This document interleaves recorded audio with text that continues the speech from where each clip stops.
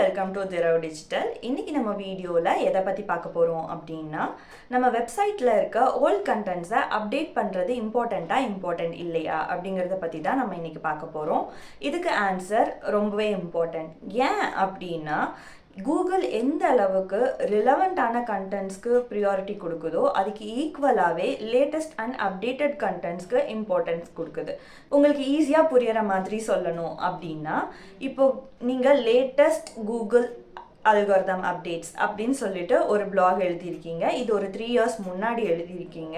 இப்போ 3 yearsக்கு அப்புறம் அந்த கீவேர்டுக்கு உங்களோட பிளாக் ரேங்க் ஆகிட்டுருக்கு. ஒரு பர்சன் அதை கிளிக் பண்ணி படிக்கும்போது பார்த்தா அதுக்குள்ளே இருக்க கண்டென்ட் லேட்டஸ்டான கண்டென்ட் இல்லை. அப்படிங்கும்போது அவங்க என்ன பண்ணுவாங்கன்னா, உடனே அந்த பிளாகை விட்டு வெளியே போயிடுவாங்க.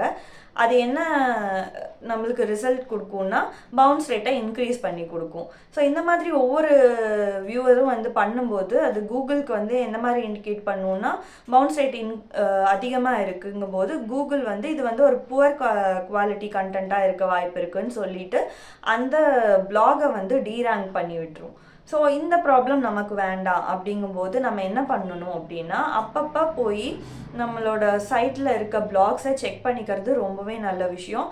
இல்லை அப்படின்னா உங்களுக்கு இன்னொரு ஆப்ஷனும் இருக்குது. எப்படின்னு பார்த்தீங்கன்னா, நல்லா ரேங்க் ஆகிட்டு இருக்க கண்டென்ட் திடீர்னு டீரேங்க் ஆகுது அப்படின்னாலோ, இல்லை ஏதாவது ஒரு குறிப்பிட்ட கண்டென்ட்டுக்கு பவுன்ஸ் ரேட் ரொம்ப இன்க்ரீஸ் ஆகுது அப்படின்னாலோ, நீங்கள் கண்டிப்பாக அந்த கண்டென்ட்டை போய் செக் பண்ணி அதில் சில அப்டேட்ஸை பண்ண வேண்டியதாக இருக்கும். ஸோ இன்றைக்கி போய் நீங்கள் அதை செக் பண்ணி அந்த மாதிரி கண்டென்ட்ஸ் உங்களோட சைட்டில் இருந்துச்சுன்னா அதை அப்டேட் பண்ணி விடுங்க. அது எஸ்இஓக்கு ஒரு நல்ல பூஸ்டாக இருக்கும். நீங்கள் போய் புதுசாக ஒரு பிளாகை ஃபுல்லாக எழுதுறதுக்கு இந்த மாதிரி ஆல்ரெடி இருக்க பிளாக்ஸில் ஜஸ்ட்டு ஒரு சில எடிட்ஸ் பண்ணுறது மூலியமாக உங்களுக்கு அது பெனிஃபிட்ஸ் கொடுக்குதுங்கும்போது கண்டிப்பாக இது ஒரு நல்ல விஷயந்தான் இல்லையா? ஸோ இன்றைக்கே இதை மறக்காமல் ட்ரை பண்ணி பாருங்கள்.